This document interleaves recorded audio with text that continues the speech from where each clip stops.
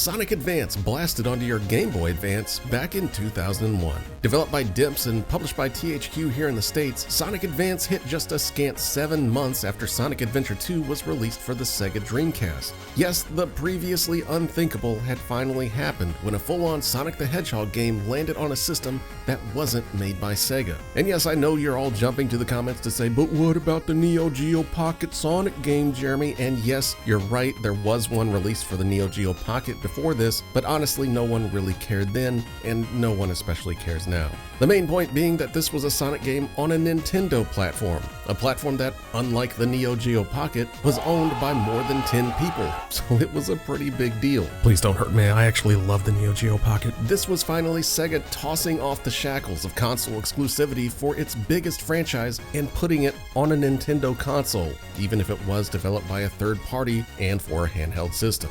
Obviously, it's not that big of a deal these days since you can literally play Sonic on anything with a screen, but I can assure you back in the day when previews hit for Sonic Advance and even its 2 sequels, it was kinda mind-blowing. And we're gonna take a look at all 3 of them today to see if they were worth having our minds blown back then. So load up your favorite Sonic memes, because we're gonna see if the Sonic Advance Trilogy can still keep up with the best that the Blue Bomber has to offer.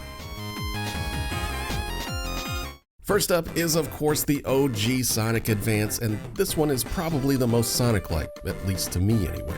Sonic himself still feels very much like he did back on the Genesis, and all the levels all generally seem like they could have easily been from any of those games. There's a nice mix of exploring the different paths to try to find the optimal way through each stage, while still blasting Sonic through a bunch of loops and stuff, so it all still feels pretty dang good. Where Sonic Advance separates itself, though, is letting you play the game with a bunch of Sonic's friends, some of which can actually make the game feel very different. Tails is first up, and he brings along his classic tail hovering, which can get you past some of the more difficult platforming sections by just flying over them until he eventually gets tired.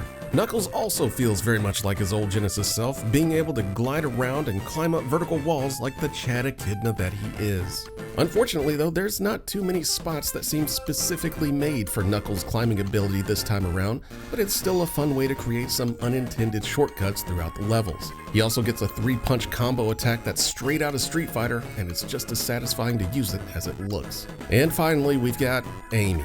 The curse of any Sonic game that she appears in, Amy's the only character in the game that doesn't feel like she should even be in it, since she can't spin dash or really do anything that the rest of the characters can that actually makes the game, fun. Instead, Amy gets her quote-unquote iconic giant hammer to bash enemies with, which really isn't that much more effective than any of the other characters' regular attacks. She also gets a super jump that she can do while crouched, along with this hop thing that may or may not be useful. I can safely say that it wasn't useful for me. I'm sure I'm just doing this wrong, and Amy's somehow the most OP character in the game, but she's always just felt completely out of place to me. Beyond the expanded roster of characters, this still feels very much like a classic Sonic game, complete with dumb Robotnik bosses to smash, and even a Chow Garden from Sonic Adventure if you want to do the whole virtual pet thing. Overall, this is probably my favorite of the 3 games. I think it's aged extremely well and something any classic Sonic fan would enjoy these days. Just maybe completely ignore Amy, and you should have a good time.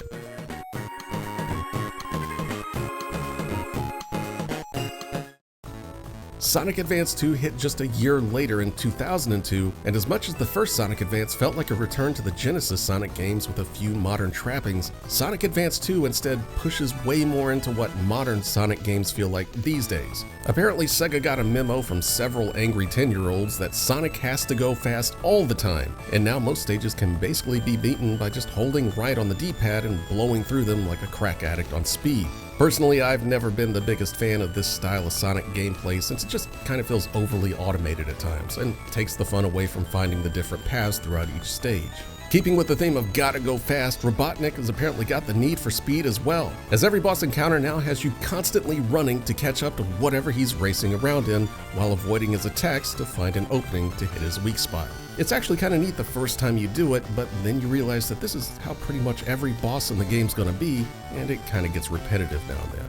Advance 2 still has the multiple characters to choose from, but you gotta unlock them all this time by beating those Robotnik boss encounters. The first of which is the only new character to be added to the series, Cream. Besides making me incredibly uncomfortable saying her name in a YouTube video, Cream is mostly just a direct copy of Tails, with her flying ability being the exact same, but with some added cutesy animations to differentiate her. She's nothing really game-changing, but it is a nice addition to the roster, and at least she's way better than Amy ever was, who is still in the game, but you're crazy if you think I'm gonna play through the entire game with all 4 characters to unlock her just to see if she's any different.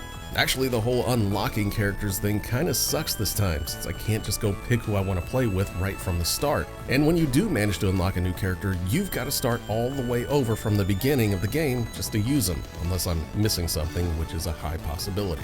Overall, coming off of Sonic Advance, and what an amazing job it did of updating 2D Sonic to then modern day, Advance 2 just feels like an almost completely different game at times. It's not bad by any means, and if you prefer the overall faster Sonic gameplay, then you'll be right at home here. I can at least appreciate that they tried something new with this one instead of just bringing out a level pack from the first game and calling it a day, but it's just unfortunately not my style of Sonic game.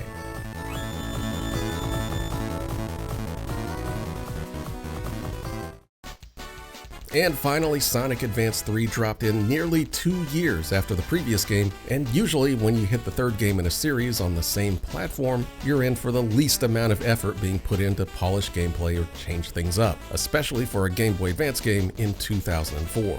But to its credit, Sonic Advance 3 throws in a couple of new gameplay gimmicks to spice things up a bit. Yes, the same characters return yet again, but this time you can select a second character to run around with you that can actually alter how you play. Seriously, there's actually a lot of stuff that each character can do, and half of the instruction manual is nothing but showing all the different moves that they can do with each other. It's actually kind of crazy. Besides the whole partner thing, you do get a new stage hub for each area that lets you roam around and pick levels, play mini games, or find collectible chows throughout.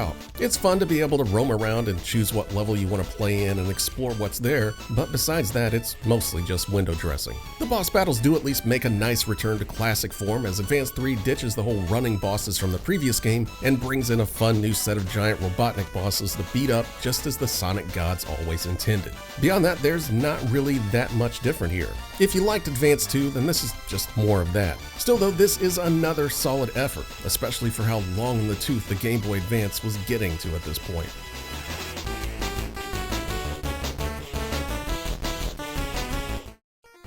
And that's going to do it for all 3 Sonic Advance games. I'm sure there's a lot of minutia that I could get into that further separated each of these games, but there are tons of ravenous Sonic fans on YouTube that's already done just that in like 30 to 45 minute long videos. So if you want plot details, multiplayer impressions, yes, all of these games actually support linked multiplayer, or for some reason you want Chow Garden strategies, then please go check those videos out. For what it's worth though, I at least think that this is a really solid trilogy of Sonic games that you can't really go wrong with no matter what style of Sonic gameplay you're into. Want the classic Genesis Sonic? Well, then the first game is all you.